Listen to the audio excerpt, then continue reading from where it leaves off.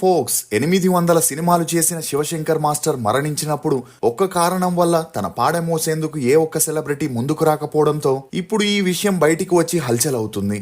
వివరాల్లోకి వెళితే శివశంకర్ మాస్టర్ గురించి తెలుగు ప్రజలకి ప్రత్యేకంగా పరిచయం చేయాల్సిన పని లేదు. మగధీర చిత్రంలో ధీరా పాటకి జాతీయ పురస్కారాన్ని అందుకున్న ఇతను దాదాపు 30కి పైగా సినిమాల్లో యాక్ట్ చేస్తూ తనదైన గుర్తింపుని తెచ్చుకున్నారు. ఇక ఓంకార్ హోస్ట్ గా చేసిన ఆట, ఛాలెంజ్, డాన్స్ రియాలిటీ షోస్ కి జడ్జిగా వ్యవహరిస్తూ కొన్ని సీరియల్స్ లో కూడా యాక్ట్ చేయడం గమనార్హం. అలా చాలా బిజీగా ఉన్న సమయంలోనే శివశంకర్ మాస్టర్ కి కరోనా అటాక్ అవడంతో తన అవయవాలు డ్యామేజ్ అయి తన ట్రీట్మెంట్ కి డబ్బులు లేక అతని కొడుకు మీడియా ముందుకి వచ్చి సహాయం కోరగా కొంతమంది సహాయం చేసిన ఒక స్టేజ్ లో తన హెల్త్ చాలా సీరియస్ అయి మరణించడంతో అప్పట్లో ఈ న్యూస్ అన్ని చోట్ల వైరల్ అయింది. అయితే ఎంతో మంది స్టార్లతో పనిచేసిన శివశంకర్ మాస్టర్ ఆఖరి చూపుని చూసేందుకు ఇండస్ట్రీ నుండి ఎవరూ రాకపోగా కనీసం పాడే మోసేందుకు కూడా మనుషులు లేకపోవడంతో యాంకర్ ఓంకార్ మరియు అతని తమ్ముడు అశ్విన్ ముందుకొచ్చి ఆ తంతుని ముగించారని, ఇదే విషయంపై అశ్విన్ ఒక ఇంటర్వ్యూలో మాట్లాడుతూ శివశంకర్ మాస్టర్ తమని ఎప్పుడు నాన్న అని పిలిచేవారని, నటుడిగా తమని ప్రోత్సహించేవారని, ఆయన ఆర్థికంగా చాలా కష్టాల్లో ఉన్నప్పుడు ఓంకార్ అన్నయ్య నిర్వహించిన ఛాలెంజ్ షోకి శివశంకర్ మాస్టర్ ని జడ్జిగా తీసుకొచ్చి అతనికి పెద్ద బ్రేక్ ఇచ్చారని, అలా అతనిలో కృతజ్ఞతాభావం ఎక్కువ అని చెప్పుకొచ్చారు. ఇక శివశంకర్ మాస్టర్ కరోనా సమయంలో హైదరాబాద్ లో మరణించినప్పుడు ఇండస్ట్రీ నుండి ఎవరూ రాలేదని, కేవలం 10 మంది మాత్రమే అతని అంత్యక్రియల్లో పాల్గొన్నారని, తాము సాధారణంగానే నివాళులు అర్పించేందుకు అక్కడికి వెళ్ళినప్పటికీ అక్కడ పాడే మోసేవారు లేకపోవడంతో తామే ఆ బాధ్యతల్ని స్వీకరించారని, అలా ఆ అవకాశాన్ని శివశంకర్ మాస్టర్ తమకిచ్చారని భావించి ఎంతో సంతోషంగా ఆ కార్యక్రమాల్ని పూర్తి చేశారని, అయితే కరోనా పూర్తయ్యాక కూడా సినీ ఇండస్ట్రీలో అతనికి ఎవరు నివాళులు అర్పించకపోవడం చాలా బాధాకరమని, ఒక లెజెండరీ కొరియోగ్రాఫర్ చివరి క్షణాలు ఇలా ఎండవడం తట్టుకోలేకపోయాడని అశ్విన్ చెప్పడంతో ఇప్పుడు ఈ న్యూస్ అన్ని చోట్ల హల్చల్ అవుతుంది. నటీనటులందరూ శివశంకర్ మాస్టర్ అంత్యక్రియలకి రాకపోవడం వెనుకున్న ఆ కారణమేంటి? శివశంకర్ మాస్టర్ నడుము ఎలా విరిగింది? సిల్క్ స్మిత కెరియర్ నాశనం అవడానికి శివశంకర్ మాస్టరే కారణమా? శివశంకర్ మాస్టర్ కోడలు తనని పోలీస్ స్టేషన్ కి, కోర్టుకి ఎందుకు లాగింది? 800 సినిమాలు చేసిన చివరి క్షణంలో ట్రీట్మెంట్ కి డబ్బులు లేని పరిస్థితి ఎందుకు వచ్చింది? శివశంకర్ మాస్టర్ నెట్వర్త్ ఎంత అని నమ్మలేని నిజాల్ని ఈ వీడియోలో చెప్పడానికి నేను ప్రయత్నిస్తాను.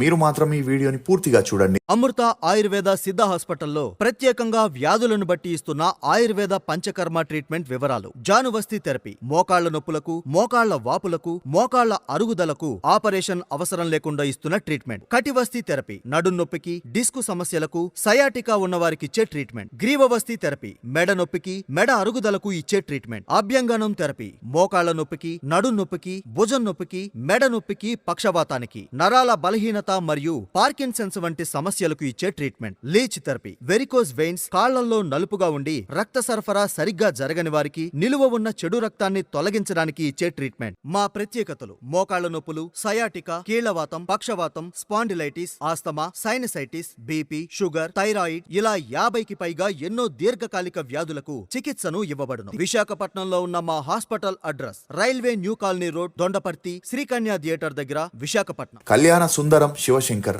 Alias Shivshankar master. ఇతను 1948 డిసెంబర్ 7న తమిళనాడులోని చెన్నైలో ఒక మధ్యతరగతి కుటుంబంలో జన్మించారు. తండ్రి కళ్యాణ సుందరం, తల్లి కోమలమ్మ.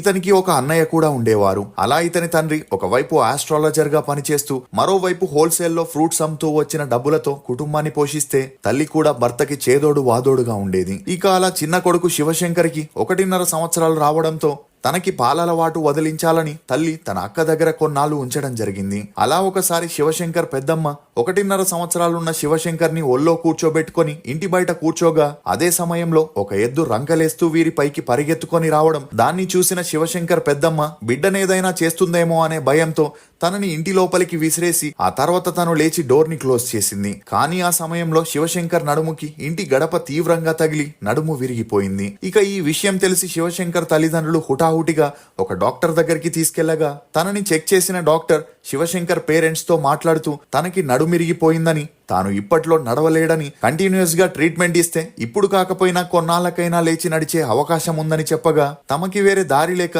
తల్లిదండ్రులు అందుకు ఒప్పుకొని అప్పటి నుండి ట్రీట్మెంట్ ఇవ్వడం మొదలెట్టారు. ఇక అలా మంచానికే పరిమితమైన శివశంకర్ కి ఇంట్లో ఉంటే బోర్ కొడుతుందని అతని తండ్రి ప్రతి ఆదివారం ఆడిటోరియంలో జరిగే క్లాసికల్ డాన్స్ ప్రోగ్రామ్స్ ని చూపించేందుకు శివశంకర్ ని తీసుకెళ్తుండేవారు. అలా తరచూ డాన్స్ చూస్తూ పెరగడంతో శివశంకర్ మాస్టర్ కి డాన్సర్ అవ్వాలని ఉన్న తన పరిస్థితిని చూసి తనకే బాధేస్తూ ఉండేది. ఇక అలా 8 ఏళ్ల సుదీర్ఘ ట్రీట్మెంట్ తర్వాత శివశంకర్ మాస్టర్ నిదానంగా లేచి నడవడం మొదలెట్టగా తన తల్లిదండ్రుల ఆనందానికి అవధులు లేకుండా పోయాయి. కానీ హెవీ వర్కౌట్స్ చేయడం, పరిగెత్తడం లాంటివి చేస్తే మళ్ళీ పర్మనెంట్ గా మంచానికే పరిమితం అవ్వాల్సి వస్తుందని డాక్టర్ శివశంకర్ మాస్టర్ కి వార్నింగ్ ఇవ్వడంతో తల్లిదండ్రులు అప్పటి నుండి శివశంకర్ మాస్టర్ ని కంటికి రెప్పలా చూసుకుంటూ వచ్చారు. అలా శివశంకర్ మాస్టర్ తన స్కూలింగ్ ని షావుకారుపేటలోని హిందూ థియలాజికల్ హయ్యర్ సెకండరీ స్కూల్లో చదివారు. ఇక అలా చదువుల్లో అంతంత మాత్రమే ఉన్న శివశంకర్ మాస్టర్ తనకి డాన్సర్ అవ్వాలని ఉందని తన తండ్రికి చెప్పగా కొడుకు ఆశని కాదనలేక వారుంటున్న ఏరియాలో ఉన్న క్లాసికల్ డాన్స్ స్కూల్లో జాయిన్ చేపించారు. అలా అప్పటి నుండి చాలా శ్రద్ధగా డాన్స్ నేర్చుకున్న శివశంకర్ మాస్టర్ స్కూల్లో జరిగే కొన్ని కాంపిటీషన్స్ లో పర్ఫామ్ చేస్తూ ప్రైజెస్ ని గెలవగా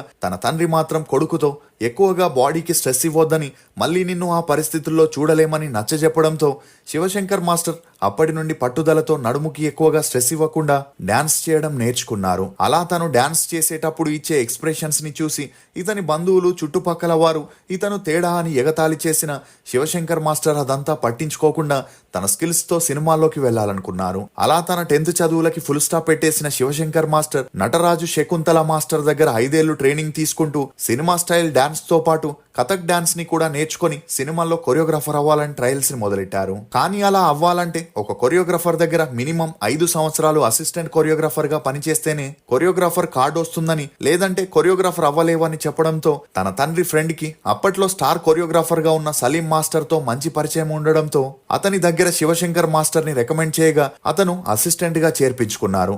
అలా 5 ఏళ్లలో 100 మూవీస్ కి అసిస్టెంట్ కొరియోగ్రాఫర్ గా, బ్యాక్గ్రౌండ్ డాన్సర్ గా చేస్తూ తనకి వచ్చిన ఎక్స్పీరియన్స్ తో సోలో కొరియోగ్రాఫర్ అవ్వాలని బయటికి వచ్చేసి ఒక కార్డుని తీసుకొని ట్రయల్స్ ని మొదలెట్టాడు. అలా ట్రై చేసేటప్పుడే కురివికుడు అనే మూవీతో తను కొరియోగ్రాఫర్ గా అరంగేట్రం చేసి సాటే ఇల్లాదా పంబరం, మన్వాసనే అని చేస్తూ తమిళ్లో బిజీగా ఉన్న సమయంలో సలీం మాస్టర్ కి చిరంజీవి నటించిన ఖైదీ మూవీలో రగులుతుంది మొగలి పొద సాంగ్ కి కొరియోగ్రఫీ చేసే ఛాన్స్ వచ్చినా తనకి డేట్స్ కుదరక ఆ అవకాశాన్ని శివశంకర్ మాస్టర్ కి అప్పగించడంతో ఈ అవకాశాన్ని ఎలాగైనా వినియోగించుకోవాలని, తెలుగులో తన సత్తా చాటుకోవాలని శివశంకర్ మాస్టర్ 3 రోజులు హెవీగా కొరియోగ్రఫీ చేయడంతో మరుసటి రోజు తనకి నడుం నొప్పి వచ్చి మంచాన పడ్డారు. అలా 3 నెలలు ట్రీట్మెంట్ తీసుకున్నాక రికవరీ అయిన శివశంకర్ మాస్టర్ తాను కొరియోగ్రఫీ చేసిన ఖైదీ మూవీలోని సాంగ్స్ కి అన్ని చోట్ల మంచి ఆదరణ రావడంతో అవకాశాలు వెతుక్కుంటూ వచ్చాయి. ఈ సమయంలో తమ బంధువుల అమ్మాయి అయిన సుకన్యతో శివశంకర్ మాస్టర్ కి పెళ్లి చేయగా వీరి అన్యోన్య సంసారానికి గుర్తుగా విజయ్, అజయ్ అనే 2 అబ్బాయిలు జన్మించారు.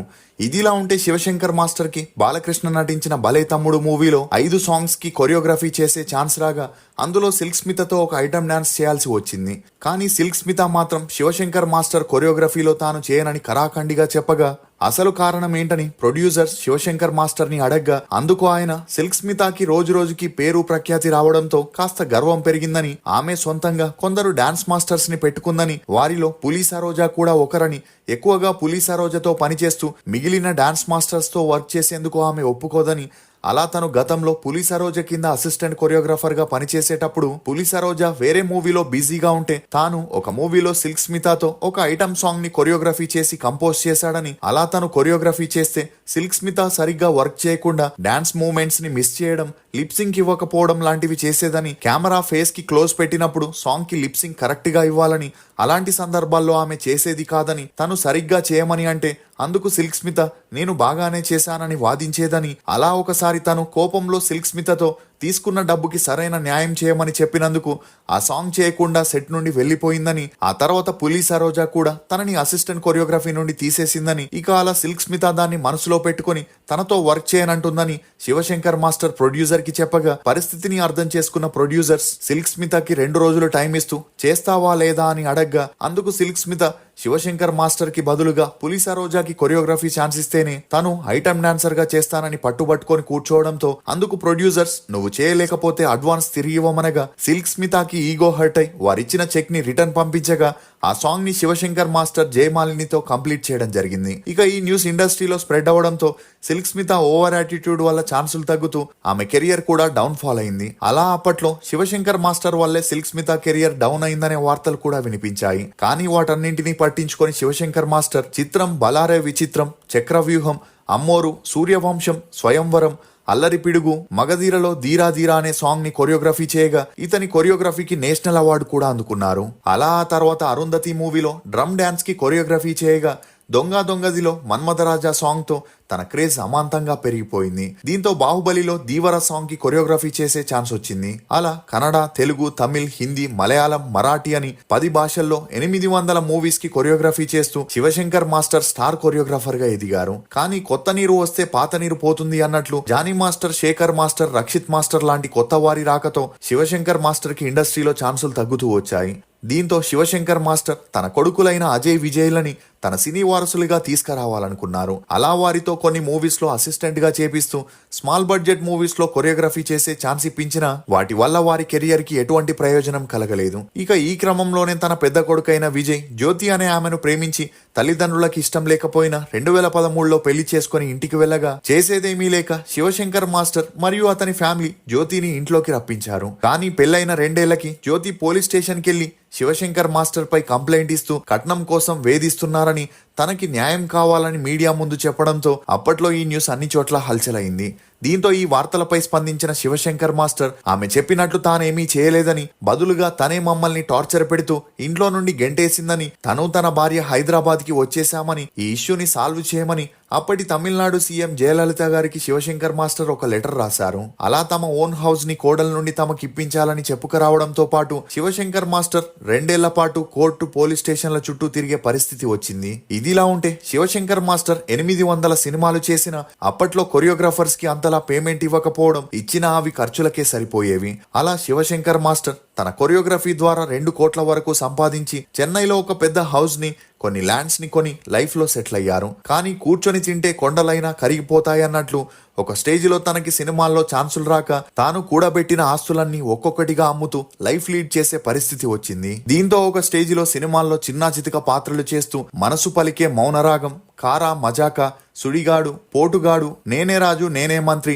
ఎన్టీఆర్ కథానాయకుడని 30కి పైగా సినిమాల్లో నటించి రోజుకి 5 నుండి 10,000 రూపాయల రెమ్యూనరేషన్ తీసుకుంటూ ఉండేవారు. ఇక ఈ సమయంలోనే యాంకర్ ఓంకర్ తనే యాంకర్ గా, ప్రొడ్యూసర్ గా జీ తెలుగులో ఆటా జూనియర్స్ అనే ప్రోగ్రామ్ ని స్టార్ట్ చేసి అందులో జడ్జిగా శివశంకర్ మాస్టర్ కి ఛాన్స్ ఇవ్వడంతో శివశంకర్ మాస్టర్ ఆనందానికి అవధులు లేకుండా పోయాయి. అలా ఒకవైపు యాక్టింగ్, మరోవైపు షోస్ చేస్తూ బిజీగా సాగుతున్నప్పుడే కరోనా రావడం, ఆ టైంలో అందరూ ఇంటికే పరిమితమైన శివశంకర్ మాస్టర్ అదంతా పట్టించుకోకుండా బయటికి ఎక్కువగా వెళ్లడంతో తనకి కరోనా అటాక్ అయింది. ఇక అలా అప్పటికే నడుము నొప్పి సమస్యలతో బాధపడుతున్న శివశంకర్ మాస్టర్ కి ఉన్నట్టుండి ఆర్గాన్స్ అన్ని ఫెయిల్ అవ్వడంతో కుటుంబ సభ్యులు తనని హాస్పిటల్లో చేర్పించారు. అలా ఆపరేషన్ కి లక్షలు ఖర్చు అవుతుందని డాక్టర్లు చెప్పడంతో శివశంకర్ మాస్టర్ కొడుకులు మీడియా ముందుకి వచ్చి తన తండ్రిని బ్రతికించుకోవాలని, అందుకు మీ అందరి సహాయం కావాలని కన్నీరు పెట్టుకోవడంతో అప్పట్లో చిరంజీవి, ధనుష్, మంచు విష్ణు, సోను సుధా వీడియోస్ పై స్పందిస్తూ సహాయం చేసిన అప్పటికే శివశంకర్ మాస్టర్ పరిస్థితి విషమించి తన 72వ ఏటకి ఈ లోకాన్ని వదిలి వెళ్ళిపోయారు. అయితే అప్పట్లో కరోనా భయంతో సెలబ్రిటీలు ఎవరూ కూడా తన అంతిమ దర్శనానికి వెళ్ళలేకపోయారు. ఇక అలా ఓంకార్ మరియు అతని తమ్ముడు అశ్విన్ దగ్గరుండి అన్ని కార్యక్రమాల్ని పూర్తి చేయగా తాజాగా ఒక ఇంటర్వ్యూలో పాల్గొన్న అశ్విన్ ఈ విషయాన్ని వెల్లడించడంతో ఇప్పుడు ఈ న్యూస్ అన్ని చోట్ల వైరల్ అవుతుంది. శివశంకర్ మాస్టర్ కొరియోగ్రఫీ చేసిన మూవీస్ లో మీ ఫేవరెట్ ఏదనేది కమెంట్ సెక్షన్ లో తప్పకుండా తెలియజేయండి. ఫోక్స్, ఇతరుల మనోభావాలతో ఎప్పుడూ ఆడుకోవద్దు. ఒకవేళ మీరు గెలిచిన ఆ మిత్రుడిని జీవితకాలం కోల్పోతారు. ఇది ఫోక్స్ శివశంకర్ మాస్టర్ గురించి కొన్ని నమ్మలేని నిజాలు. ఈ వీడియో మీద మీ అభిప్రాయాన్ని కమెంట్ సెక్షన్ లో తప్పకుండా తెలియజేయండి. మేము చేసిన ఈ వీడియో మీకు నచ్చినట్లయితే ఒక లైక్ ద్వారా మీ సపోర్ట్ ని మాకు తెలియజేయండి. For more interesting videos please subscribe to CR voice.